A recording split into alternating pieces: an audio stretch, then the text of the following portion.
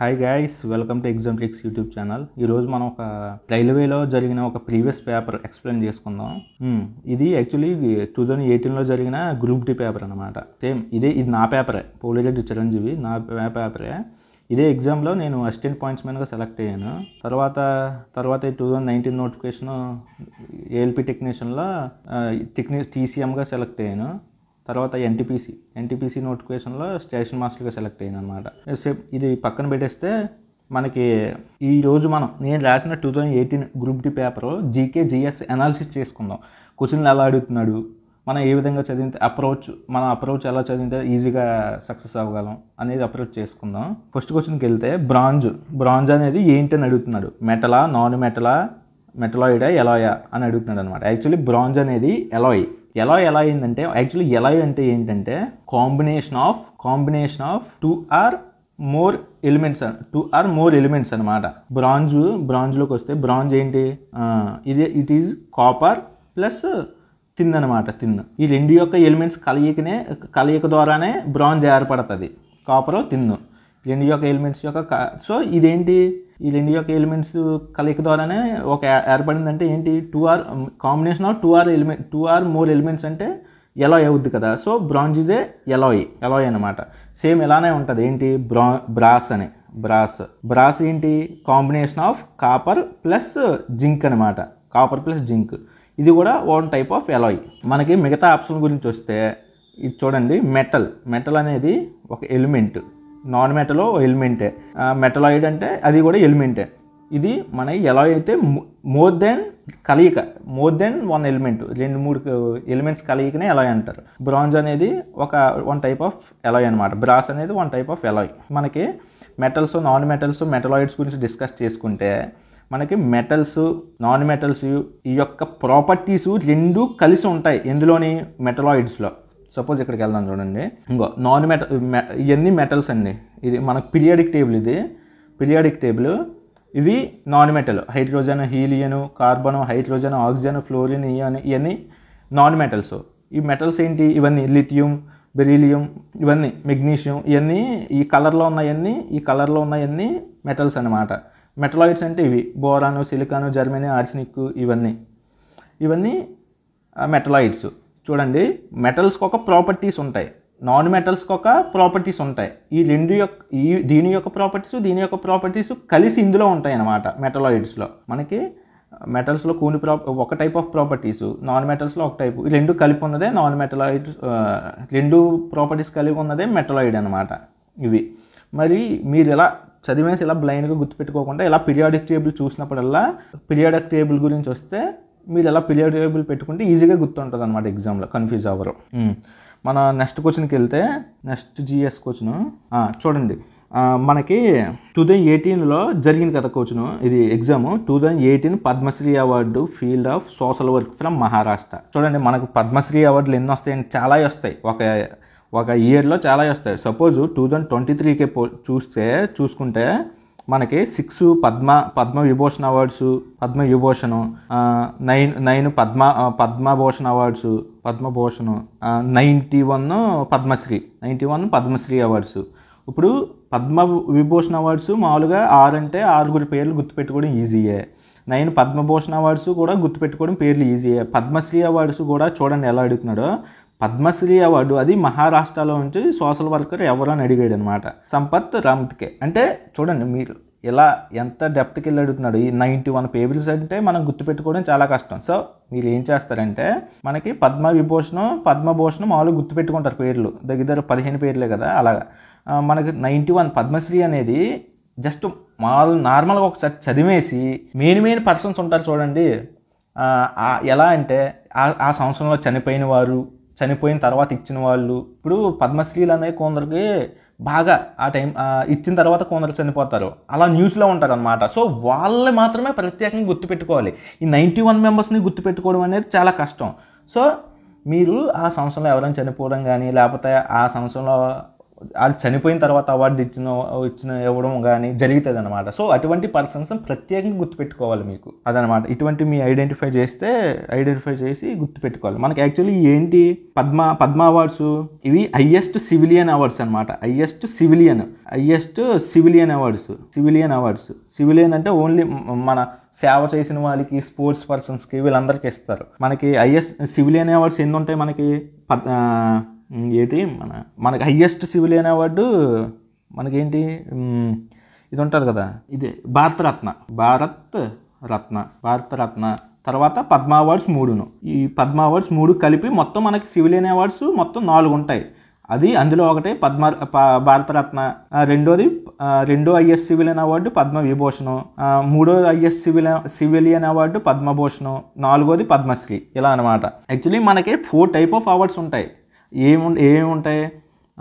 Gallantry award, first civilian award, gallantry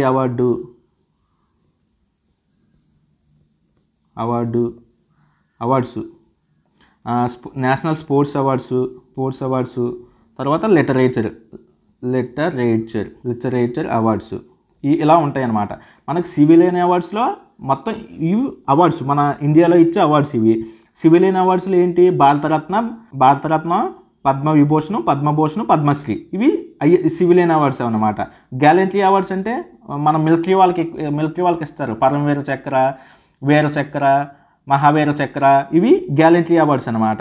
national sports awards అంటే మన స్పోర్ట్స్కి ఇస్తారు కదా, స్పోర్ట్స్ అవార్డ్స్. మనకి ఆల్రెడీ నేను ఒక వీడియో చేశాను స్పోర్ట్స్ అవార్డ్స్ ఏంటి, Khel Ratna award, Dhyan Chand Khel Ratna award, Maulana Abdul Kalam university awards, ఒక నేషనల్ స్పోర్ట్స్ మీద ఒక వీడియో కూడా చేశాను. మొత్తం 6 కేటగిరీస్ ఉంటాయి. 6 కేటగిరీస్లో నేషనల్ స్పోర్ట్స్ అవార్డ్స్ ఉంటాయి. అలాగే ఆల్రెడీ వీడియో చేసి అప్లోడ్ కూడా చేశాను. లిటరేచర్ అవార్డ్స్ అంటే లిటరేచర్ గురించి అడుగుతారు కదా, ఈ లిటరేచర్కి సంబంధించిన అవార్డ్స్ అనమాట. ఏంటి, బాగా ప్రాముఖ్యత పొందిన రచయితలకు ఇస్తారనమాట. సాహిత్యం అవార్డ్స్, ఇవన్నీ లిటరేచర్ కింద వస్తాయి. మనకి యాక్చువల్లీ మొత్తం ఇండియాలో 4 టైప్ ఆఫ్ అవార్డ్స్ ఇస్తారు. సివిలియన్ అంటే భారతరత్న, పద్మ అవార్డ్స్ 4. గ్యాలంట్రీ అంటే మొత్తం మనకి పరమవీర చక్ర, వీర చక్ర, మహావీర చక్ర అనే అవార్డ్స్ ఉంటాయి. స్పోర్ట్స్ అవార్డ్స్ అంటే మొత్తం 6 కేటగిరీస్లో ఇస్తారు. ధ్యాన్ చంద్ అవార్డు, రాజు ఖేల్ రత్న అవార్డునే ఇప్పుడు ప్రజెంట్ ధ్యాన్ చంద్ అవార్డు కింద మార్చారు అనమాట.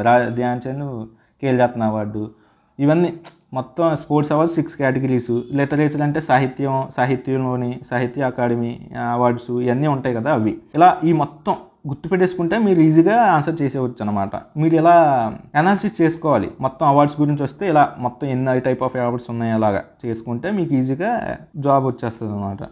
నెక్స్ట్ జీకే క్వశ్చన్కి వెళ్తే మనకి చూడండి, మనకు ఇప్పటికే 2-3 ఆల్రెడీ రిపీట్ అయిపోయినాయి పీరియాడిక్ టేబుల్ మీద. First metalloid in the modern periodic table అనమాట. మెటలాయిడ్ మీకు చెప్తాను. ఫస్ట్ మనకి ఏమని చెప్పాను మీకు ఇవి నాన్ మెటల్స్, ఇవన్నీ ఈ కలర్లో ఉన్నవి ఇవన్నీ మెటల్స్. మెటలాయిడ్స్ చూడండి, బోరాను, సిలికాను, జర్మేనియం, ఆర్సినిక్, అంటిమోని, ఇవన్నీ కదా. ఫస్ట్ మెటలాయిడ్ అని అడిగాడు. ఏంటి ఫస్ట్ మెటలాయిడ్? మనకి బోరాన్ అన్నమాట. ఇక్కడ అదే క్వశ్చన్ అడిగాడు. ఇదిగో ఫస్ట్ మెటలాయిడ్ అన్న మోడర్న్ పీరియాడిక్ టేబుల్ ఏంటి? బోరాన్ అనమాట. నెక్స్ట్ క్వశ్చన్కి వెళ్తే అంటే పీరియాడిక్ టేబుల్ మీద ఎక్కువ మీరు బాగా చదివితే ఈజీగా అయిపోతారు సక్సెస్. ఇక్కడ chromosomal condition in the human female అని అడిగాడు అనమాట. యాక్చువల్లీ మనకు క్రోమోజోమ్స్ ఎన్ని ఉంటాయి? 23 జతలో 23 పేర్స్ ఉంటాయి. 23 పేర్స్. అందులో 22 లేడీస్కి, అదే మ్యాన్కి ఉమెన్కి సేమ్. బట్ ఒక క్రోమోజోము ఒక పేరు డిఫర్ అయిపోద్ది అనమాట. ఏంటి? 22 + 22 XY. ఇది ఉమెన్కి ఉంటుంది, ఫిమేల్కి. ఇది మేల్కి ఉంటాయి అనమాట. మేల్కి ఇది దేనికన్నా బయాలజీలోకి వస్తుంది ఈ క్వశ్చన్. అలాగా మనకి యాక్చువల్లీ ఎన్ని పేర్స్ ఉంటాయి? 23 పేర్స్ ఉంటాయి క్రోమోజోమ్స్ అండ్ 23 పేర్స్ అంటే 46 క్రోమోజోమ్స్ అనమాట. అందులో 22 + XX క్రోమోజోమ్ ఉంటే అది ఫిమేల్, 22 + XY ఉంటే అది మేల్ క్రోమోజోమ్ అనమాట. ఇలా ఐడెంటిఫై చేయాలి. యాక్చువల్లీ మనకి ఇక్కడ ఫిమేల్ క్రోమోజోమ్ అంటే 22 + XX. ఈ క్వశ్చన్ని నెగ్లెక్ట్ చేస్తారండి, మరి ఎందుకు ఇగ్నోర్ చేశారో తెలీదు, బట్ ఇగ్నోర్ చేస్తారు. ఇది ఫిమేల్ది. మేల్ది అనేది 22 + ఈ XY అనమాట. బయాలజీలోకి వస్తుంది మనకి. ఈ క్వశ్చన్కి వెళ్తే ఇది ఫిజిక్స్లోకి వస్తుంది అనమాట. వెన్ ఆరో is released from A bow, it's release energy transformed from. Actually ఇప్పుడు మీకు ఎలా అంటే ఏదైనా స్టేబుల్గా ఉందనుకోండి, స్టేబుల్గా మనకి పొటెన్షియల్ ఎనర్జీ అంటే ఏంటి, mgh అంటాం. కైనెటిక్ ఎనర్జీ అంటే హాఫ్ me స్క్వేర్. ఆడు ఏమడిగాడు, యారోలో ఉన్న బాణంలో గుచ్చుపెట్టి ఉన్న బాణము ఉన్నది వదిలితే ఏ ఎనర్జీ నుంచి ఏ ఎనర్జీలోకి వెళ్తుందని అడుగుతున్నాడు అనమాట. ఎలా ఉన్నది ఇప్పుడు ప్రజెంట్ స్టేబుల్గా ఉంది అనమాట. దాన్ని వదిలిపెడితే ఇది చలనంలోకి వెళ్ళిద్ది, మోషన్లోకి వెళ్ళిద్ది అనమాట. అప్పుడు ఇక్కడున్న ఎనర్జీ ఏంటి అని అడుగుతున్నాడు. యాక్చువల్లీ మనకి ఇక్కడ ఉన్నది పొటెన్షియల్ ఎనర్జీ అండి. ఇది మోషన్లోకి వెళ్తే కైనెటిక్ ఎనర్జీ అవుద్ది. చూడండి మీకు కైనెటిక్ ఎనర్జీలో మనకి ఏముంది, వెలాసిటీ ఉంది. సో అది మోషన్లో ఉండాలన్నమాట. ఇది మనకి పొటెన్షియల్ ఎనర్జీలో ఏముంది, జస్ట్ గ్రావిటేషనల్, అది స్టేబుల్గా ఉంటుంది అనమాట. పొటెన్షియల్ ఎనర్జీ ఇప్పుడు క్వశ్చన్ ఏంటి, పొటెన్షియల్ ఎనర్జీ టు కైనెటిక్ ఎనర్జీగా కన్వర్ట్ అవుద్ది. ఇక్కడ మామూలుగా ఎత్తు పెట్టుకొని ఉన్న బాణంలో ఉన్నది పొటెన్షియల్ ఎనర్జీ, దాన్ని వదిలిన తర్వాత అది కన్వర్ట్ అయ్యేది కైనెటిక్ ఎనర్జీగా కన్వర్ట్ అవుద్ది అనమాట. ఇది ఎలా అడుగుతాడు అనమాట మనకి. ఇప్పుడు సపోజ్ ఒక చెరువు ఉందండి, ఒక చెరువు ఉందనుకోండి, దాంట్లో నీరు అది స్టేబుల్గా ఉంది. ఇక్కడ ఉన్న ఎనర్జీ ఏంటని అడుగుతాడు. మనకు స్టేబుల్గా ఉన్నప్పుడు ఏముంటుంది, పొటెన్షియల్ ఎనర్జీ ఉంటుంది. అదే ఒక నది ఉంది, నదిలో నీళ్లు వెళ్తున్నాయి అనమాట. ఇప్పుడు ఇదేంటి, చలనం అంటే మోషన్లో ఉంది. సో దీనికి ఏముంటుంది, కైనెటిక్ ఎనర్జీ ఉంటుంది. మనం ఇది ఫిజిక్స్లోకి వస్తుంది. నెక్స్ట్ క్వశ్చన్కి వెళ్తే సుందర్బాన్ టైగర్ రిజర్వ్ ఎక్కడ ఉందని అడుగుతున్నాడు. వెస్ట్ బెంగాల్లో ఉంది మనకి. సుందర్బాన్ టైగర్ రిజర్వ్ ఎక్కడ ఉంది, వెస్ట్ బెంగాల్లో ఉంది. అప్పుడే మీకు కరెంట్ అఫైర్స్ చెప్పినప్పుడు స్టాటిక్ కూడా మొత్తం కవర్ చేస్తున్నానండి మీకు. అది చూడండి. మరి మీకు సుందర్బాన్ అనేది ఏంటి, వెట్లాండ్స్ అనమాట. మీకు ఇవి చెప్తున్నాను కరెంట్ అఫైర్స్ ఎక్స్ప్లెయిన్ చేసేటప్పుడు. బట్ చాలామంది ఎక్కువ ఉన్నట్టని అనిపిస్తుందని కామెంట్ చెప్తున్నారు. సో ఇలా కరెంట్ అఫైర్స్ చదివేటప్పుడు దాని చుట్టూ ఉన్న స్టాటిక్ కూడా కవర్ చేస్తే ఆటోమేటిక్ గుర్తుండిపోయిద్దండి. ప్రత్యేకంగా మనం స్టాటిక్ జీకేని చదవవసరం లేదు. సో అందుకు నేను చెప్తున్నాను స్టాటిక్ జీకే కూడా అరౌండ్ దాని రిలేటెడ్ ఇన్ఫర్మేషన్ కూడా మీకు. ఇది సుందర్బాన్ ఎక్కడ ఉంది, మనకి వెస్ట్ బెంగాల్లో ఉంది. ఇది వెట్లాండ్ అనమాట. ఇంకా మన ఇండియాలోనే లార్జెస్ట్ వెట్లాండ్ ఏంటండి, సుందర్బాన్ వెట్లాండ్స్ అనమాట. ఇండియాలోనే largest wetland Sundarban wetland. Next క్వశ్చన్కి వెళ్తే ఫిజిక్స్ సంబంధించి అనమాట. ఇది ఫిజిక్స్ కాదు అండి, ఇది స్పీడ్. వ్యాలెన్సీ ఆఫ్ మార్క్లెస్ అయాన్ ఇది. యాక్చువల్లీ మనకి మార్క్లెస్ అనేది మెర్క్యూరీ మనం ఎలా డినోట్ చేస్తాం, హెచ్జితో డినోట్ చేస్తాం. ఇది మనకి మెర్క్యూరీ ఎలా ఫౌండ్ అవుతుందంటే Hg2+ Hg1+, ఇలా ఈ ఫామ్లో కూడా ఉంటుంది అనమాట. ఇప్పుడు ఎలక్ట్రాన్ లూజ్ అయినప్పుడు మెర్క్యూరీ ఇలా కన్వర్ట్ అవుద్ది. దీన్ని మనం Hg2+ ఉంది కదా, దీన్ని మెర్క్యూరిక్ అంటాం. ఇది 1+1 ఉంది కదా, దీన్ని మెర్క్యూరస్ అంటాం అనమాట. ఇప్పుడు ఇక్కడ ఏంటి, దీని గురించి అడిగాడు. The valency of mercurous ion. ఇది మెర్క్యూరస్ అయాన్.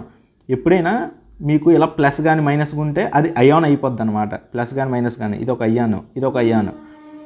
మెర్క్యూరీ యొక్క అయాన్స్ అనమాట ఇవి. మెర్క్యూరస్ అనేది +1 అనమాట. ఇప్పుడు మనకు వ్యాలెన్సీ అడిగాడు. వ్యాలెన్సీ ఎంత ఉంది, 1 ఉంది, 1+. అదే మెర్క్యూరిక్ యొక్క వ్యాలెన్సీ అడిగితే 2. ఇప్పుడు మనకి మెర్క్యూరస్ అడిగాడు. సో ఇది +1 అనమాట వ్యాలెన్సీ. అంటే మీకు ఇప్పటికే పీరియాడిక్ టేబుల్లో చాలా బిట్లు అడిగేశాడు, 4-5 అడిగేశాడు. నెక్స్ట్ జీకే క్వశ్చన్కి వెళ్తే మీకు మీకు ఎప్పటికప్పుడు చెప్తున్నా, India's GDP at the 2017. India GDP 2017లో ఎంత ఉంది, 2.5 ఉందన్నమాట. నేను 2023 కల్లా మన జీడిపి ఎంత ఉందని అడుగుతున్నాను, 3.4 ఇలా ట్రిలియన్స్ ఉందని మీకు చెప్తానే ఉన్నా ఇప్పటికప్పుడు.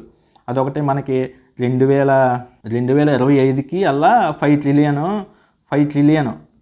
అవ్వాలి కానీ టార్గెట్ పెట్టుకున్నాం మనం. 5 ట్రిలియన్ టార్గెట్ పెట్టుకున్నాం. బట్ 2025కి అచీవ్ అవ్వలేము. 2028కి కానీ 30 కానీ అచీవ్ అవుతావాలి కానీ టార్గెట్ పెట్టుకుంటున్నాం అనమాట. ఇప్పుడు చూడండి జీడిపి గురించి ఎకనామిక్స్లో వస్తుంది మీకు. ఇప్పుడు ప్రజెంట్ మనకి 2023 కల్లా ఉన్న జీడిపి ఎంత, 3.4 ట్రిలియన్. మనం 2030 కల్లా 5 ట్రిలియన్ అవ్వాలని టార్గెట్ పెట్టుకున్నాం. మేము అప్పటికి అమృత్ కల్ అలాగని మోడీ గారు రీసెంట్గా చెప్పారనమాట. ఏంటిది, మనకి 75 సంవత్సరాలు 2022 కల్లా మనకు 75 ఇయర్స్ వచ్చినాయి అనమాట.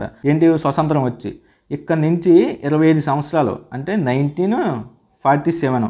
ఈ 25 ఇయర్స్నే అమృత్ కాల్ అంటారు. ఎక్కడి నుంచి 2022 నుంచి 2047 మధ్య కాలం ఉన్న 25 సంవత్సరాలని అమృత్ కాల్ అంటారు. ఇది ఈ 2047 కల్లా 2047 అంటే 2022 నుంచి 2047 మధ్య కాలాన్ని 25 అమృత్ కాల్ అంటారు. దీంట్లో మన ప్రపంచంలోనే థర్డ్ బిగ్గెస్ట్ ఎకానమీ అవ్వాలి. అలాగని మోడీ గారు టార్గెట్ పెట్టుకున్నారు ఎకానమీ. ఇటువంటి టార్గెట్లు కూడా మీరు గుర్తుపెట్టుకోవాలన్నమాట. ప్రెజెంట్ మనకు ఉన్నది 3.4, థర్డ్ బిగ్గెస్ట్. ఇప్పుడు మనది 5th బిగ్గెస్ట్ ఎకానమీ, ప్రపంచంలో కల్లా 5th బిగ్గెస్ట్ ఎకానమీ.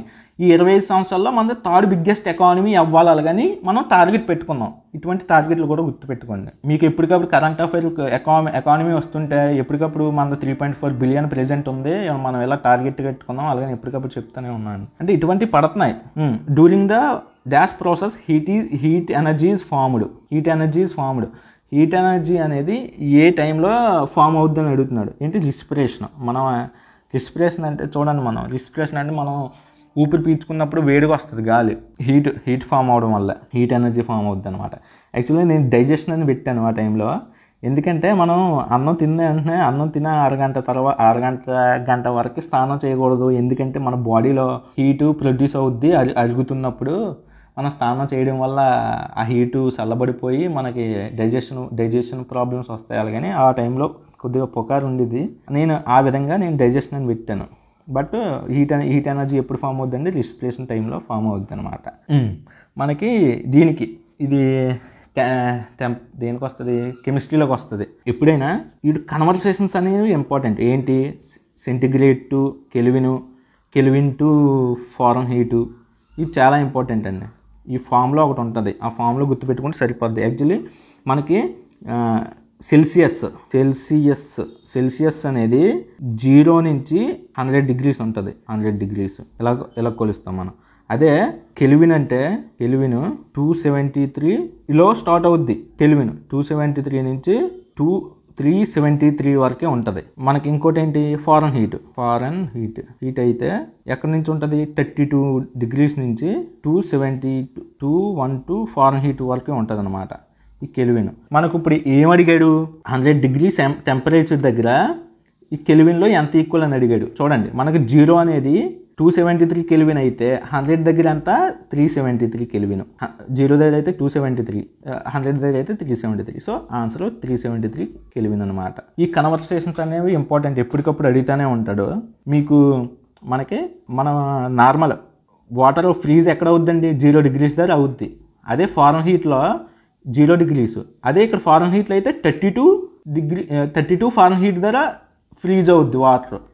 మనం సెల్సియస్లో అడిగితే 0 అని చెప్పాలి, అదే ఫారెన్ హీట్లో అయితే 32 అని చెప్పాలి. మన బాడీ టెంపరేచర్ ఎంత అండి, 32 డిగ్రీస్ సెల్సియస్ అంటాం. 32 డిగ్రీస్ సెల్సియస్ అంటాం. అదే మనం ఫారెన్ హీట్లో అయితే ఎంత చెప్పాలి, 98.6 డిగ్రీస్ ఫారెన్ హీట్ అనాలి. 98.6 ఫారెన్ హీట్ అనాలి. ఎందుకంటే 0 అనేది 32కి ఈక్వల్ అయినప్పుడు 37 అనేది 96కి ఈక్వల్ అవుద్ది అనమాట. ఇప్పుడు వాటర్ అనేది బాయిల్ ఎప్పుడవుద్ది, బాగా వేడి ఎక్కువ అయ్యుద్ది ఎప్పుడవుద్ది, 100 డిగ్రీ సెంటిగ్రేడ్ ఉన్నప్పుడు.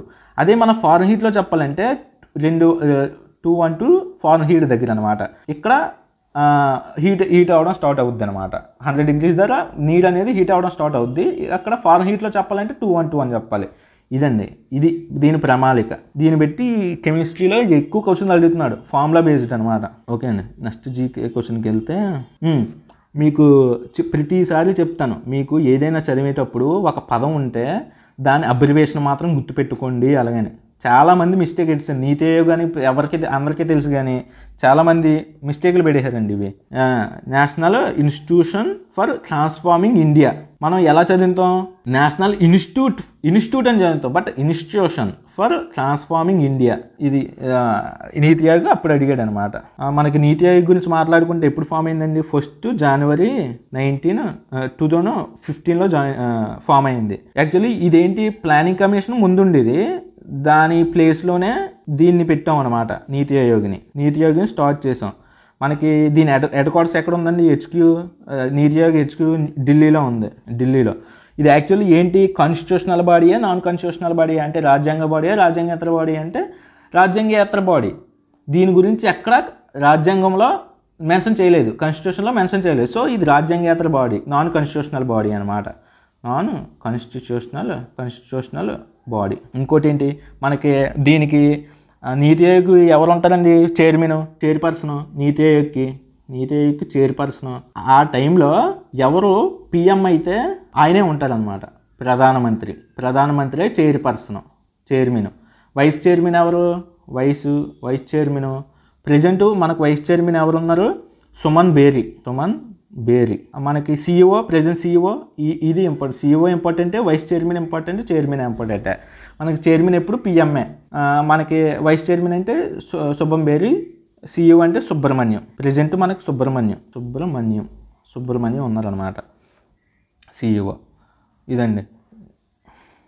ఏదైనా ఒక చదివినప్పుడు ఇలా మొత్తం అనాలిసిస్ చేసుకుంటే బాగుంటుంది. నెక్స్ట్ GS క్వశ్చన్కి వెళ్తే, cells of dash or living cells. Actually మన ప్లాంట్ సెల్స్ 2 టైప్స్ ఉంటాయి. ఏంటి?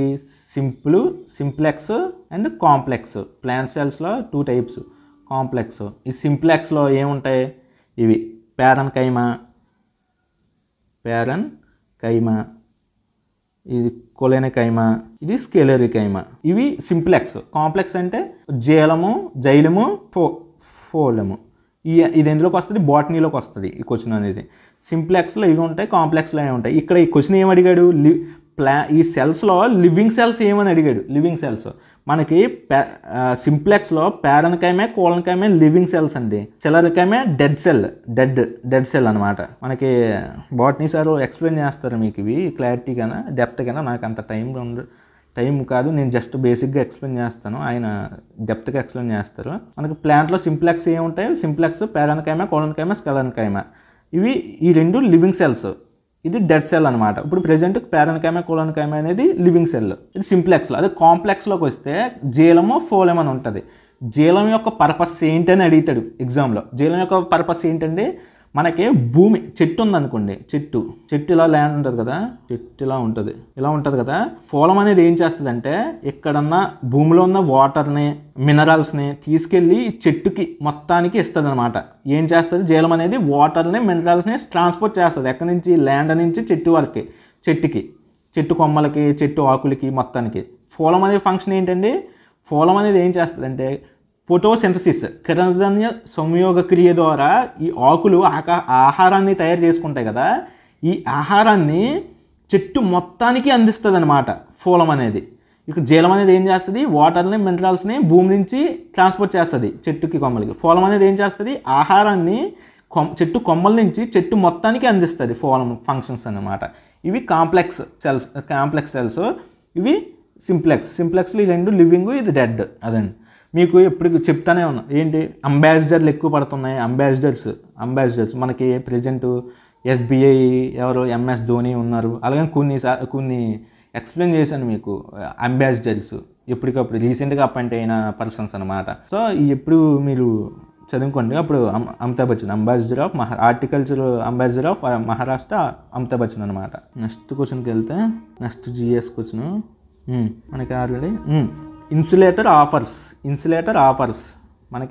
మనకి ఏముంటాయి? కండక్టరు, సెమీ కండక్టరు, ఇన్సులేటర్ అని ఉంటుంది. ఇన్సులేటర్లు అని ఉంటాయి కదా. మనకి కండక్టర్ అంటే ఏంటి? ఇప్పుడు కండక్షన్ బ్యాండ్, వ్యాలెన్సీ బ్యాండ్ అని ఉంటుంది. Valency band. ఈ రెండిట్ల మధ్య అసలు స్పేసే ఉండదు, రెండు కలిసిపోయి ఉంటాయి అన్నమాట. దీన్నే కండక్టర్ అంటాం, దీన్నే కండక్టర్. అదే సెమీ కండక్టర్ అంటే ఈ కండక్షన్ బ్యాండ్కి వ్యాలెన్సీ బ్యాండ్కి కొద్దిగా గ్యాప్ ఉంటుంది అనమాట. అంటే కొద్దిగా దీనికి అసలు డిస్టెన్స్ ఉండదు, దీనికి మధ్య కొద్దిగా గ్యాప్ ఉంటుంది. అదే ఇన్సులేటర్కి అయితే అసలు చాలా గ్యాప్ ఉంటుంది. అసలు ఇది ఏంటంటే ఇది ఏంటి కండక్టర్ అంటే అసలు బ్యాండ్ ఖాళీ ఉండవు, రెండు కలిసిపోయి ఉంటాయి. Valency band, conduction band. Semi conductor అంటే కొద్దిగా గ్యాప్ ఉంటుంది. అదే ఇన్సులేటర్ అయితే కండక్షన్ బ్యాండ్కి వ్యాలెన్సీ బ్యాండ్కి చాలా గ్యాప్ ఉంటుంది ఇదనమాట. ఇప్పుడు insulator offers dash resistance, high resistance offer చేస్తాం. ఎందుకంటే ఇప్పుడు ఒక ఎగ్జాంపుల్ చెప్తున్నాను. మనం తగ్ ఆఫ్ వార్ అంటే ఒక తాడుని అటు 10 మంది ఇటు 10 మంది లాగుతున్నాం అనుకోండి మనుషులు. మనం లాగుతున్నప్పుడు మనం ఏం చేస్తాం, మన వెనక్కి లాగుతాం ఆ తాడుని వెనక్కి లాగినప్పుడు మనకి వెనక్కి లాగడం ఏంటి, హై రెసిస్టెన్స్ అప్లై చేస్తున్నాం అనమాట. అలాగే ఇన్సులేటర్ కూడా అలాగే చేస్తుంది.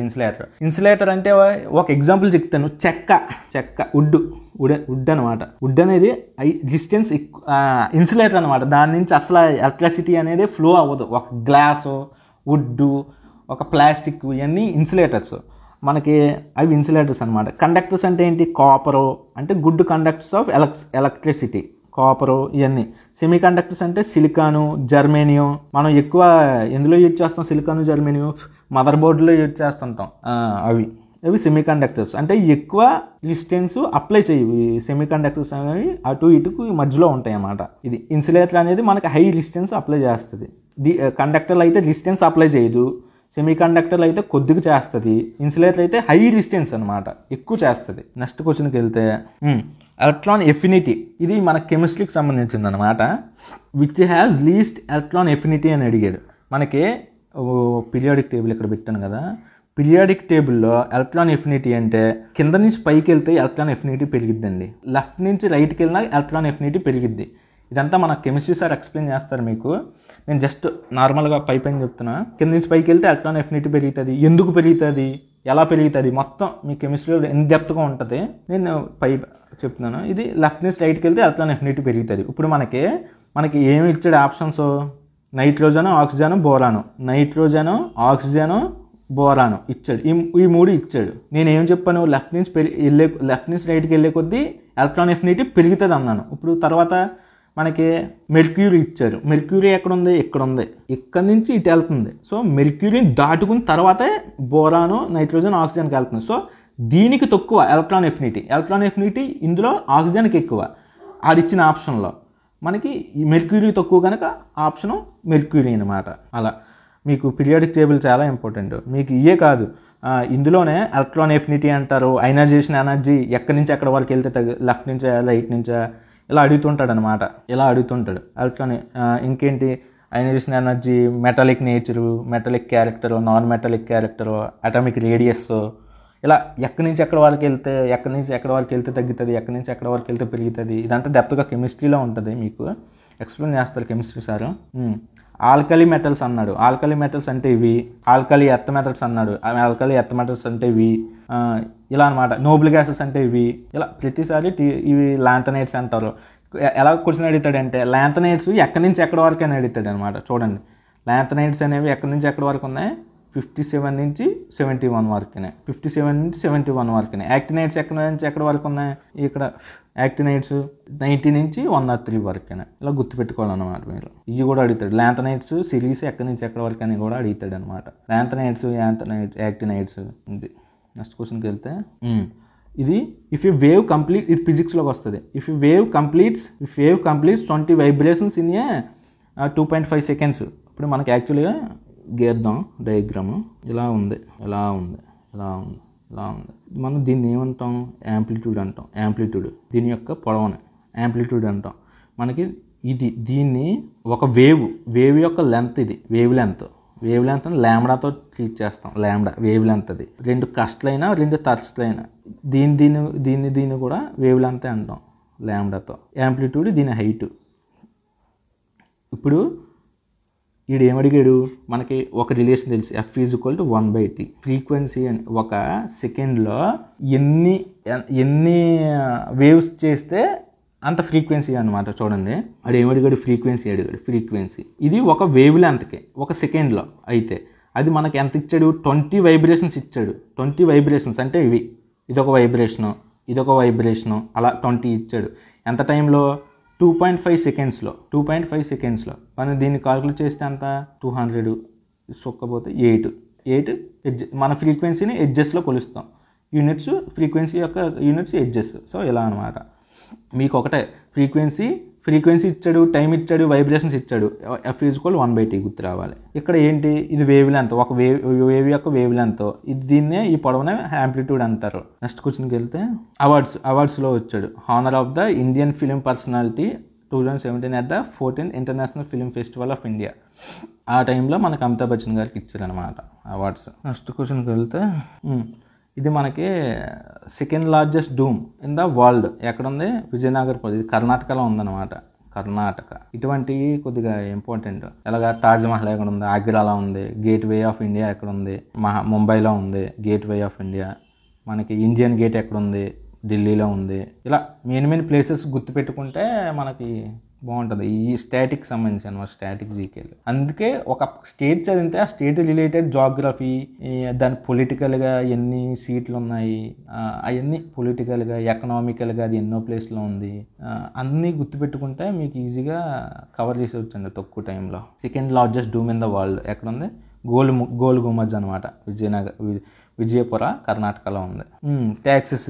ట్యాక్సెస్ గురించి ఇచ్చాడు అనమాట. ఈ ఎకనామిక్స్లోకి వస్తే ఆదాయ పన్ను అంటే ఏంటి, income tax, GST, income tax, GST, VAT, customs duty. ఇలా ఇందులో ప్రతి స్టేజ్లోని అప్లై చేసేది వ్యాట్ అండి. ఆ టైంలో నాకు కొద్దిగా ఐడియా లేదు, సో వేరేది పెట్టాను. వ్యాట్ ప్రతి స్టేజ్లోనే యాడ్ చేస్తారు. ఉత్పత్తి నుంచి స్టార్టింగ్ నుంచి ఆడు ఉత్పత్తి చేసిన దగ్గర నుంచి కస్టమర్ వరకు వెళ్ళే ప్రతి స్టేజ్లోని ఈ యొక్క ట్యాక్స్ అప్లై చేసుకుంటానే వెళ్తారు. దాన్నే వ్యాట్ ట్యాక్స్ అంటారు అన్నమాట. అదే కస్టమ్స్ డ్యూటీ అంటే మన అదర్ కంట్రీస్, ఇప్పుడు సపోజ్ యూఎస్ఏ ఉందండి, ఇండియా ఉంది. యూఎస్ఏ నుంచి ఏదైనా మన ఇండియాకి ఇంపోర్ట్ చేసుకుంటున్నాం, అప్పుడు వేసే ట్యాక్స్నే కస్టమ్స్ డ్యూటీ అంటారు. Customs duty. మనకు జిఎస్టీ అంటే తెలుసు, ఏంటి, ఇండైరెక్ట్ ట్యాక్స్. ఆదాయపు పన్ను అంటే ఇన్కమ్ ట్యాక్స్, ఇది డైరెక్ట్ ట్యాక్స్ అనమాట. మీకు ఎకనామిక్స్లో నేను ఆల్రెడీ ఎకనామిక్స్ స్పెషల్ టాపిక్స్ అలాగని మీకు ప్రత్యేకంగా ఎక్స్ప్లెయిన్ చేస్తున్నాను.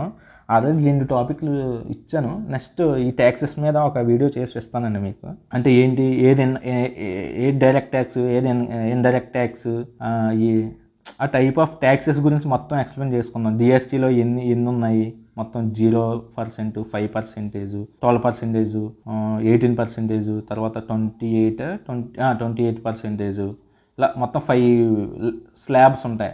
వీటి గురించి మొత్తం ఎక్స్ప్లెయిన్ చేసుకుందాం. నెక్స్ట్ క్వశ్చన్కి వెళ్తే నెక్స్ట్ జిఎస్ క్వశ్చన్ ఇదిగో. మీకు మొన్న ఫీఫా అవార్డ్స్ వచ్చినాయి, కంట్రీస్ కూడా గుర్తుపెట్టుకోమని చెప్పాను. జస్ట్ పర్సన్నే కాదు, కంట్రీస్ కూడా గుర్తుపెట్టుకోమని. అప్పుడు ప్లేయర్ ఏంటి, famous footballer మ్యారడోనా belongs to which countries, Argentina. ఇలా అడుగుతున్నాడు అనమాట. మనకి ఎవరు, మెస్సీ న్యూస్లో ఉన్నారు. అర్జెంటీనా. మనకి రొనాల్డో మనకి ఎవరు, రొనాల్డో ఏ కంట్రీ. ఇవన్నీ స్పోర్ట్స్ పర్సన్ చూస్తే ఫేమస్. మన ప్రపంచంలోకెల్లా ఫీఫా ఫుట్బాలే ఎక్కువ మంది వీక్షించేది ప్రపంచంలోనే. ఫస్ట్ మనం ఎక్కువ క్రికెట్ చూస్తాం కానీ బట్ ఫీఫా అనేది ఎక్కువ ప్రపంచంలోనే చూసే ఆట అనమాట. మనకి రొనాల్డో ఎవరు, పోర్చుగీస్ అనమాట. పోర్చుగీస్. ఇలా ఫేమస్ పర్సన్స్ ఉంటారు కదా, వీళ్ళు ఏ కంట్రీకి సంబంధించి వాళ్ళకి రీసెంట్గా ఏ అవార్డ్స్ వచ్చినాయి అటువంటివి కూడా గుర్తుపెట్టుకోవాలన్నమాట. వాళ్ళకి కొంతగా అంబాసిడర్ని కూడా చేస్తారు.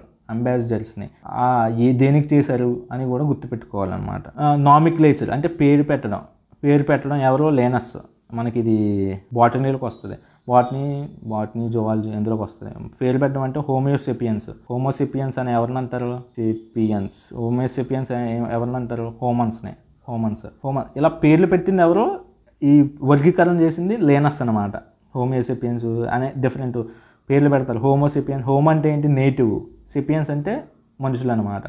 హ్యూమన్స్. ఇలా నామిక్లేచర్ పేరు పెట్టడం చెప్పేది కార్ల్ లేనస్ అంటారు ఆయన. మనకప్పుడు మీకు ఏదైనా మినిస్ట్రీ న్యూస్లో ఉంటే అది ఎవరు ఏ మినిస్ట్రీ అని కూడా మీకు చెప్తున్నాను. రాజ్నాథ్ సింగ్ అప్పుడు హోమ్ మినిస్టర్ ఎవరు? రాజ్నాథ్ సింగ్ ఉన్నారు. ఇప్పుడు అమిత్ షా ఉన్నారు. ఇప్పుడు రాజ్నాథ్ సింగ్ డిఫెన్స్ మినిస్టర్, అప్పుడైతే హోమ్ మినిస్టర్గా ఉన్నారనమాట ఆ టర్మ్లో.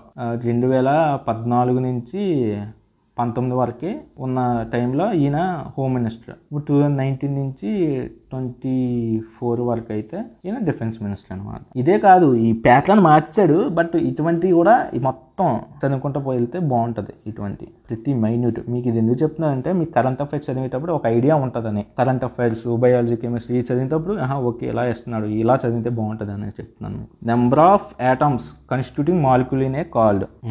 అటమాసిటీ అంటే ఏంటంటే number of atoms constituting a molecule is called. ఇప్పుడు సపోజ్ మీకు ఎలా చెప్పాలి, క్లోరిన్ అంటాం. క్లోరిన్ అంటే ఏంటి? క్లోరిన్ మనం Cl2 అంటాం. Cl2 ఇందులో ఎన్ని ఆటమ్స్ ఉన్నాయి? 2 ఆటమ్స్ ఉన్నాయి. ఇప్పుడు మనం నైట్రోజన్ అంటాం. నైట్రోజన్ అంటే N2 అంటే ఎంత? ఎన్ని ఉన్నాయి ఆటమ్స్? 2. దీన్నే number of atoms constituting a molecule. ఇది ఒక మాలిక్యూల్ అనమాట. ఈ మాలిక్యూల్లో ఎన్ని ఆటమ్స్ ఉన్నాయి? Cl 2 ఉన్నాయి. ఈ 2 కలిపితేనే Cl2 అయింది. ఈ 2 ఆటమ్స్ కలిపితేనే ఈ మాలిక్యూల్ అయింది అనమాట. సో ఈ మాలిక్యూల్లో ఎన్ని ఆటమ్స్ ఉన్నాయి? 2 ఆటమ్స్ ఉన్నాయి అనమాట. నైట్రోజన్ ఉంది. 2 నైట్రోజన్లు కలిపితేనే N2 అయింది అనమాట. సో ఎన్ని ఆటమ్స్ ఉన్నాయి? 2 ఆటమ్స్ ఉన్నాయి. N2 అనేది మాలిక్యూల్, బట్ దాన్ని ఎన్ని ఆటమ్స్ కలిపితే వచ్చిందంటే 2 ఆటమ్స్ అనమాట. మీకు కొన్ని చెప్పాలంటే ఆక్సిజన్ అంటాం మనం. ఆక్సిజన్ అంటే మనం O2 అనుకుంటాం. ఓజోన్ ఉంది. ఓజోన్ అంటే O3. మనకు నియాన్ అంటే నియాన్. ఇందులో ఎన్ని ఆటమ్స్ ఉన్నాయి? 2 ఆటమ్స్ ఉన్నాయి. దీని అటమాసిటీ 2. దీని యొక్క అటమాసిటీ 3. దీని అటమాసిటీ 1. నియాన్ అనేది ఒకటే. మనకి సల్ఫర్ ఎలా ఉంటుంది? మనకు P8లో కనిపిస్తుంది. దీని అట్మాసిటీ అంతా 8 అనమాట. ఇది S8 అట్మాసిటీ 8 ఇలా అనమాట. అట్మాసిటీ అంటే ఏంటి? Number of atoms in a molecule. S8 అనేది మాలిక్యూల్, బట్ అందులో ఎన్ని ఆటమ్స్ కలిగితే ఇది మాలిక్యూల్ అయింది? 8 ఆటమ్స్. నియాన్ అంటే 1, O3 అంటే 3 ఇలా అనమాట అట్మాసిటీ. జస్ట్ డెఫినేషన్ అడిగాడు. ఇంకా ఇప్పుడు ఎలా అడుగుతున్నాడంటే ఇదేంటి P4 ఫాస్ఫరస్. P4 యొక్క ఈ అట్మాసిటీ ఎంత అడుగుతున్నాడు అనమాట. 4. ఇది ఒక మాలిక్యూల్. దీంట్లో ఇన్ని ఆటమ్స్ కలిపితే అది ఏ ఆటమ్స్ అవుద్ది? మాలిక్యూల్ అవుద్ది. ఇదే number of atoms constituting a molecule. ఒక మాలిక్యూల్లో ఎన్ని యొక్క ఆటమ్స్ ఉన్నాయో చెప్పడాన్నే అట్మాసిటీ అంటారు. నెక్స్ట్ క్వశ్చన్కి వెళ్తే, ఇది ఫిజిక్స్ క్వశ్చన్ అండి. మరి ఎంత డెప్త్కి వెళ్తున్నాడు మనకి ఫిజిక్స్. మీరు చూసిన వెంటనే what is magnitude of the force ఏం అడిగాడు? ఫోర్స్ గురించి అడిగాడు. ఫోర్స్ యొక్క ఫార్ములా ఏంటి? మన F = ma. M అంటే ఏంటి? మాస్. A అంటే యాక్సెలరేషన్. F అంటే ఫోర్స్. మనకి ఇక్కడ యూనిట్స్ ఎందులో ఉన్నాయి? న్యూటన్స్లో ఉన్నాయి. ఫోర్స్ యొక్క యూనిట్ ఏంటి? న్యూటనే. సో న్యూటన్లోనే ఉంది. ఇక్కడ మాస్ ఎంత ఇచ్చాడు? కేజీ. మాస్ ఎంత ఇచ్చాడు? 7 kgs ఇచ్చాడు. యాక్సెలరేషన్ అంటే ఏంటి? Acceleration = velocity by time. మనకు ఫార్ములా. మనకు వెలాసిటీ ఏంటి? Distance by time. ఇదంతా అవసరం లేదు మీకు జస్ట్ మీకు ఆల్రెడీ ఈసారి చెప్తున్నారు. మీకు ఫిజిక్స్ డెప్త్గా చెప్తారు ఆయన. యాక్సెలరేషన్ = వెలాసిటీ బై టైం అనమాట. యాక్సెలరేషన్. ఇప్పుడు మనకి ఈ క్వశ్చన్లో చూడండి, మాస్ ఇచ్చాడు 7 kg. సెకండ్ టైం ఇచ్చాడు. T = ఎంత? 3 seconds. మనకి వెలాసిటీ, చేంజ్ ఇన్ వెలాసిటీ ఎంత? 3 seconds to 8 seconds అన్నాడు. Velocity = 3 seconds to 8 seconds. Difference ఎంత? 5 మీటర్ పర్ సెకండ్. ఇప్పుడు చూడండి ఫార్ములాలో F = m బై A అంటే ఏంటి? Velocity by time. ఇప్పుడు m అంటే ఎంత? 7 kg. వెలాసిటీ ఎంత? ఈ డిఫరెన్స్ 3 - 8 5 అంటే చేంజ్ ఇన్ వెలాసిటీ. అంటే ఒక వస్తువు నార్మల్గా ఉంది, దాన్ని వచ్చి ఒక ఫోర్స్ టప్పని గుద్దింది అనమాట. అది నార్మల్గా ఒక 3 మీటర్ పర్ సెకండ్ స్పీడ్లో వెళ్తే ఒక వస్తువు ఎలాగొచ్చి గుద్దడం వల్ల అది 8 మీటర్ పర్ సెకండ్ అయిపోయింది అనమాట. ఎంత చేంజ్ అయింది? ఎంత డిఫరెన్స్ వచ్చింది? 5 మీటర్ పర్ సెకండ్లో డిఫరెన్స్ వచ్చింది. అదే వెలాసిటీ అనమాట. Change in velocity. ఇది చేంజ్ ఇన్ వెలాసిటీ అంటే ఫైనల్లో నుంచి ఇనిషియల్ తీసేస్తే మనకు చేంజ్ ఇన్ వెలాసిటీ వస్తుంది. ఆ చేంజ్ ఇన్ వెలాసిటీ ఎంత? 5. మనకు టైం ఎంత? 3 seconds. ఇదంతా కాల్కులేట్ చేయండి. మీకు 35 కొడితే అంత 11.66. మనకి ఫోర్స్ యొక్క యూనిట్స్ అంతా 9 న్యూటన్స్. ఇదండి ఫామ్.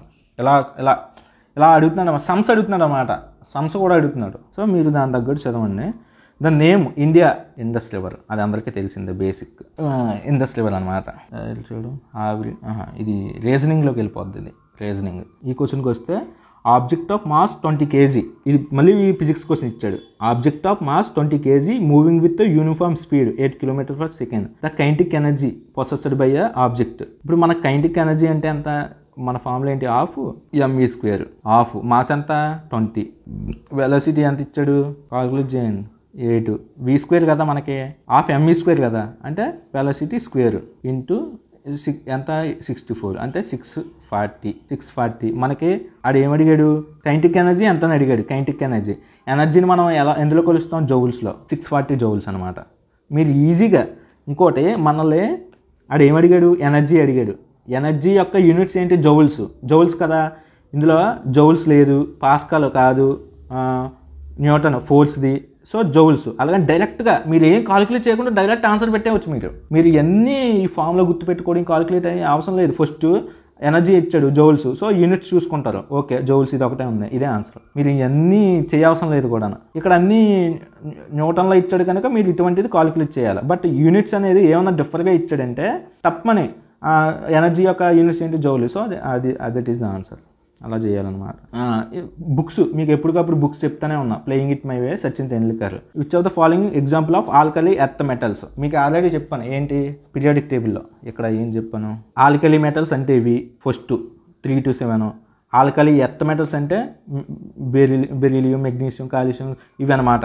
ఇవన్నీ ఆల్కలీ ఎర్త్ మెటల్స్. సో ఇందులో మనల్ని ఏం అడిగాడు, మెగ్నీషియం ఉంది. మెగ్నీషియం ఇది ఆల్కలీ ఎర్త్ మెటల్ అనమాట. అంటే పీరియాడిక్ టేబుల్ నుంచి ఎన్ని క్వశ్చన్లు అడిగాడు చూడండి. ఏదది, ఇంకో మెగ్నీషియం. ఆల్కలీ ఎర్త్ మెటల్స్ అడిగాడు, మెగ్నీషియం. నెక్స్ట్ క్వశ్చన్కి వెళ్తే మనకి momentum of the object of mass moving with velocity v. మనకి మూమెంటమ్ p = mv ఫార్ములా తెలుసు. మూమెంటమ్ అంటే pతో డినోట్ చేస్తాం, m అంటే మాస్, v అంటే వెలాసిటీ. ఎలా అనమాట. ఫార్ములాస్ గుర్తుపెట్టుకోండి. అదొకటి. ఇప్పుడు వెలాసిటీని డిస్టెన్స్లోని టైంలోని అడుగుతాడు. Velocity = distance by time. అదే యాక్సిలరేషన్ అయితే వెలాసిటీ బై టైము. దీన్ని ఎలా రాసుకోవచ్చు, డిస్టెన్స్ బై t².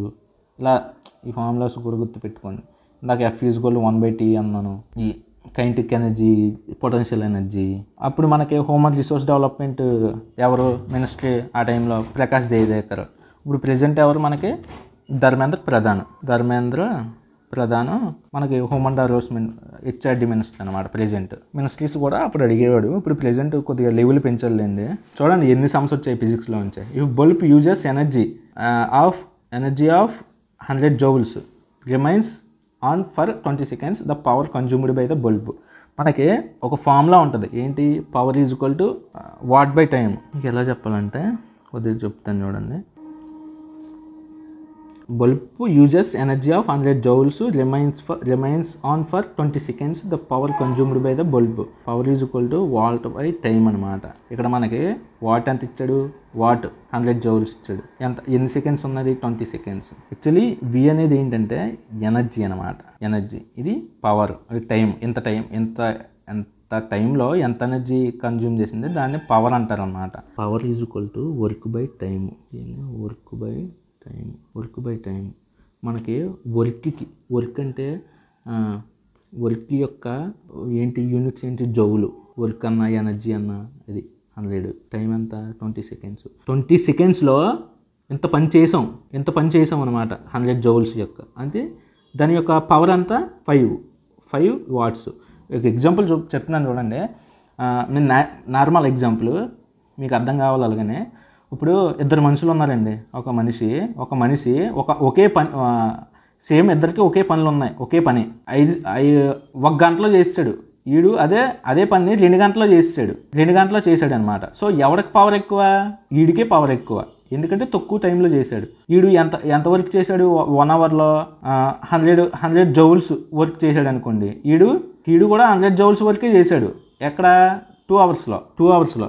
అప్పుడు ఈడి పవర్ ఎంత అవుద్ది, 100 joules బై 1 hour కదా. సో ఈడి పవర్ ఎంత 100 అవుద్ది. ఈడి పవర్ 100 అవుద్ది. ఈడిది ఎంత అవుద్ది, అదే వర్క్ని 100 joulesనే 2 hours చేశాడు. సో ఈడి పవర్ 50 అవుద్ది, 50 watt అవుద్ది. వీడి పవర్ 100 watt అవుద్ది, ఎందుకంటే 1 hour చేస్తాడు. సో ఇలా అనమాట వర్క్. చూడలే నా పవర్ చూసావా, 1 గంటలో చేస్తాము అంటాం మనం. నెక్స్ట్ క్వశ్చన్కి వెళ్తే in pure water, just basic question, pure water H+OH- ions అనేవి ఈక్వల్గా ఉంటాయి ప్యూర్ వాటర్లో. కాన్సన్ట్రేషన్ లెవెల్ పెరిగితే బేసిక్ లెవెల్ ఇప్పుడు బేసిక్ నేచర్ పెరిగింది అనుకోండి OH- లెవెల్ పెరుగుతుంది. అదే ఎసిడిక్ నేచర్ పెరిగింది అనుకోండి దీని H+ అయాన్స్ నేచర్ పెరుగుతుంది. H+ అయాన్స్ నేచర్ పెరిగితే ఎసిడిక్ నేచర్, అదే OH- అయితే బేసిక్ నేచర్. మనకు ప్యూర్ వాటర్లో ఎటువంటిది ఉండదన్నమాట, రెండు ఈక్వల్గా ఉంటాయి. నెక్స్ట్ క్వశ్చన్కి వెళ్తే అప్పుడు హాకీ వరల్డ్ కప్ ఎక్కడ జరిగిందంటే భువనేశ్వర్లో జరిగింది ఆ టైంలో. అప్పుడు ఫైనాన్స్ మినిస్టర్ ఎవరు అప్పుడు అరేంజ్ చేయట్లేదు, ఇప్పుడు ప్రెసిడెంట్ నిర్మలా సీతారామన్. చూడండి మినిస్ట్రీస్ అడిగాడు ఎక్కువ చాలా. Fuel use in the nuclear reactor, మీకు ఎప్పటికప్పుడు చెప్తాను ఉంటా. Nuclear reactor, nuclear power plants వచ్చేసరికి మనకు యురేనియం 235 యూజ్ చేస్తాం ఎక్కువ ఫ్యూయల్. ఏం process? Nuclear fission process use చేస్తాం అనమాట. ఈ ఫిజన్ ప్రాసెస్లో యురేనియం 235 యూజ్ చేస్తాం. అదొకటే. ఇంకో క్వశ్చన్ ఎలా అడుగుతాడు, యురేనియం 238 అంటాడు. యురేనియం 238 వాడమండి మనం, ఇది ఎక్కువ టైం కన్జ్యూమ్, ఎక్కువ మనీ కన్జ్యూమ్ అనమాట. సో దీన్ని ఎక్కువ వాడం. సో యురేనియం 235 ఫ్యూయల్నే వాడుతాం యురేనియం అనమాట. అందులో న్యూక్లియర్ ఫిజన్ ప్రాసెస్ ద్వారా న్యూక్లియర్ రియాక్టర్స్ అనేవి నడుస్తాయి అనమాట. అదే న్యూక్లియర్ ఫ్యూజన్ అనే ఒకటి ఉంటుంది. న్యూక్లియర్ ఫ్యూజన్, కేంద్రక విచ్చిత్తి, కేంద్రక సమ్మేళనం, ఇదంటే కేంద్రక విచ్చిత్తి అన్నమాట. కేంద్ర సమ్మేళనం అనేది మనకి సూర్యుడు స్టార్స్లో జరుగుతుంది. స్టార్స్లో ఈ ప్రాసెస్ ద్వారా అంత వెలుగు వస్తుంటుంది అనమాట న్యూక్లియర్ ఫ్యూజన్ అంటే మనం న్యూక్లియర్ రియాక్టర్స్లో వాడుతాం. ఫ్యూల్ ఏంటి యురేనియం. నెక్స్ట్ క్వశ్చన్కి వెళ్తే మేజర్ ధ్యాన్చంద్ బర్త్డే యానివర్సరీ మనం స్పోర్ట్స్ డేగా జరుపుకుంటాం అనమాట. Every year August 29 major Dhyan Chand award అనమాట. ఆయన బర్త్డే యానివర్సరీగానే మనం ఎవ్రీ ఇయర్ జరుపుకుంటాం. ఈయన మీద 2 అవార్డ్స్ కూడా ఉన్నాయి. ఏంటి? Major Dhyan Chand Khel Ratna award, major Dhyan Chand award కూడా. మీకు ఆల్రెడీ స్పోర్ట్స్ ఎక్స్ప్లెయిన్ చేసి గ్రూప్లో పెట్టాను, అదే ఛానల్లో పెట్టాను, అప్లోడ్ చేశాను, చూడండి, ఇంపార్టెంట్ అవి. ఇది అంబాసిడర్కి సంబంధించి అనమాట. అంబాసిడర్ ఆ టైంలో కాజులు అనమాట, హిందుస్థాన్ అన్వీల్డ్ లిమిటెడ్కి అంబాసిడర్స్. నెక్స్ట్ క్వశ్చన్కి వెళ్తే మీకు గ్రోగర్ మెండల్ ఒక పీ చెట్టు, పీ విత్తనాలు, సీడ్స్ అనమాట. దాన్నే తెలుగులో ఏమంటారు, బఠానీ మొక్క తీసుకొని కొన్ని జనరేషన్స్ చూసాడు అనమాట. ఏంటి? హైబ్రిడ్, అదే వేరు అంటే న్యాచురల్గా పెరిగింది, ఆర్టిఫిషియల్గా పెరిగింది, ఈ సీడ్స్ మొత్తాన్ని కలిపి ఒక చెట్లకు సంబంధించి డెవలప్ చేశాడు అనమాట ఈయన. ఫండమెంటల్ లాస్ ఇన్ ఇన్హెరిటెన్స్ ఈయన చేశాడు. ఎవరో గ్రోజ్ మెండల్. దానికి సంబంధించి అనమాట ఇది ప్రాసెస్. మీకు బాటనీలో ఉంటుంది, క్లారిటీగా సార్ చెప్తారు మీకు. ఇటువంటి ఎకనామిక్స్ అనమాట ఇది. ఇప్పుడు మనకి 100 రూపాయల నోటు మీద ఒక బొమ్మ ఉంటుంది, 200 నోటు మీద ఒక బొమ్మ ఉంటుంది, 500 నోటు మీద ఒక బొమ్మ ఉంటుంది, 2000 నోటు మీద, మనకి 2000 నోటు మీద ఏముంటుంది, మంగళయాన్ ఉంటుంది. ఆ మంగళయాన్ అనేది ఉంటుంది చూడండి. మనకి మంగళయాన్ అని ఇలాగ ఉండి శాటిలైట్గా ఉంటుంది. అది దేన్ని డినోట్ చేస్తుందని అడిగాడు అనమాట. India's first venture in the inter planetary space Mangalyaan మనం దేని మీదకి ఇచ్చామండి, మార్స్ మీదకి పంపించాం అనమాట. అది ఇంటర్ ప్లానెటరీయే కదా, మన భూమి నుంచి మార్స్కి పంపించాము. So interplanetary, India's first venture in the interplanetary. దానికి జ్ఞాపకార్థంగానే మనం మంగళయాన్ని 2000 నోటు మీద పెట్టామన్నమాట. అది ఎందుకు పెట్టామని అడుగుతున్నాడు. సో చూడండి, రీజనబుల్గా అడుగుతున్నాడు చూడండి. నెక్స్ట్ క్వశ్చన్కి వెళ్తే matter or subject through which sound is transmitted. మనకి సౌండ్ మన వ్యాక్యూమ్లో మనం మాట్లాడుకుంటే ఒకరికొకరికి వినపడదండి, ఏదో ఒక మీడియం ఉండాలి. సౌండ్ అనేది ఇక్కడ నుంచి ట్రాన్స్ఫర్ అవ్వాలంటే వేరొక పర్సన్కి మీడియం అనేది ఏదోటి ఉండాలి. అది ఎయిర్ అయినా లేకపోతే ఏదైనా మీడియం, సాలిడ్ అయినా ఏదోటి ఉండాలి, లేకుంటే అవ్వదు. ఇప్పుడు ఏమడిగాడు, matter or subject through which sound is transmitted. Medium అనేది ఒకటి ఉండాలి, మీడియం లేకుండా వాయిస్ వెళ్ళదు, వ్యాక్యూమ్లో అస్సలు వెళ్ళదు. స్కేలర్, ట్రాన్స్పోర్ట్ ఇవన్నీ అన్రిలేటెడ్ ఆప్షన్స్. మీడియం అనేది ఒకటి ఉండాలి, ఎయిర్ కానీ సాలిడ్ కానీ ఏదో ఒకటి ఉండాలి. ఇప్పుడు మనం ఒక రాడ్ మీద తప్పని కొడితే వేరే దగ్గరికి వినబడుతుంది చూడండి. ఆ రాడ్డుకి ఎక్కడ వరకు ఉంటే అంతవరకే. సపోజ్ పట్టాలు ఉన్నాయి, రైల్వే పట్టాలు, ట్రైన్ వస్తుంటే మాకు ఇక్కడ వినబడుతుంది. సో అది ఏంటి, మీడియం అనమాట. మనం ఇక్కడ నేను మాట్లాడుతుంటే మీకు వినబడుతుంది. ఎలా వినబడుతుంది, ఒక మీడియం ఉంది మధ్యలో. సో మీడియం ఉండాలి తప్పకుండా మనకు సౌండ్ అనేది ట్రాన్స్మిట్ అవ్వాలంటే. Do what I do, Raghuram Ranjan అనమాట. అప్పుడు మనకి ఆర్బీఐ ప్రెసిడెంట్ చైర్మన్, ఆర్బీఐకి హెడ్ అనమాట ఆ టైంలో. ఇప్పుడు మనకు శక్తికాంత్ దాస్ ఉన్నారు కదా, అలాగే ఆ టైంలో రఘురామ్ రంజన్. దీని గురించి ఇది కెమిస్ట్రీ సంబంధించి అనమాట. Change of object from liquid state నుంచి గ్యాసెస్ స్టేట్స్ని అవ్వడాన్ని. ఇప్పుడు సపోజ్ మనం సముద్రంలో నీళ్ళు ఉన్నాయండి, బాగా ఎండ కాసింది అనుకోండి, బాగా ఎండ కాయడం వల్ల నీరు అనేది ఆవిరైపోయి పైకి వెళ్ళిపోద్ది, డైరెక్ట్ పైకి ఎలాగెళ్తుంది, గ్యాసెస్ స్టేట్స్లోకి వెళ్తుంది.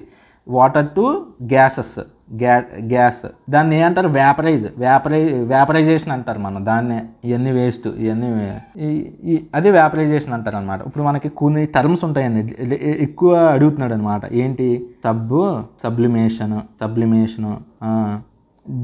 డిపోజిషను, ఎవాపరేషను అండ్ కండెన్సేషను. సబ్మిలేషన్ అంటే ఏంటండి, సాలిడ్ టు డైరెక్ట్ గ్యాస్ అయిపోద్ది, సాలిడ్ నుంచి గ్యాస్ అయిపోద్ది అనమాట.